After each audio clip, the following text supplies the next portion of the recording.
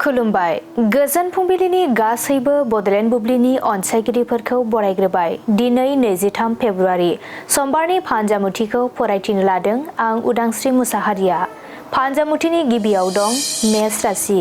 गोसोआव मोजां साननाय हनाय सोमजिगोन, मोजां हाबाफारि मावफुंना लानो हागोन। बृष राशि। गिदिर दावराव दावसि सोमजिनो हागौ, सोमोन्दो नागारलायनाय जागोन। मिथुन राशि। नोंथांनि आरजिनाय रांखावरियाव गोबां मुलाम्फा फैगोन, मोजां सान। कर्कट राशि। गावनि नाजानायनि बान्थाखौ मोनफुंनो हागोन, गोसोखौ खुसि मोनगोन। सिंह राशि। नखरनि जेंना जेंसिफोरा जोबनाय नङा, गोजोन गैयै जागोन। कन्या राशि। दुखु दाहाजों साना बारलांगोन, मावनो लानाय खामानिफोरा मोनसेबो जाफुंनाय नङा। तुला राशि। बेफार फालांगियाव मुलाम्फा जागोन, रांखावरि आरजिनो मोजां सान। वृश्चिक राशि। गावनि अहंखारावनो गिदिर जाब्रबथायाव गोग्लैनो हागौ, गिखांनाय सोमजिगोन। धनु राशि। गावनि आंगोजों असान्थि खालामजानो हागौ, गोसोखौ गोजोन मोननाय नङा। मकर राशि।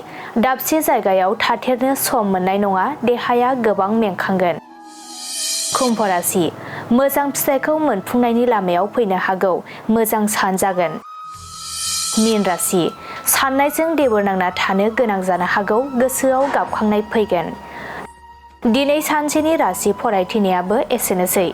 आसा खालामो नोंथांनि दिनैनि साना मोजाङै मोजां थांगोन, बेखौ बडलेण्ड बुब्लि नखरनिफ्राय मिजिंथिबाय।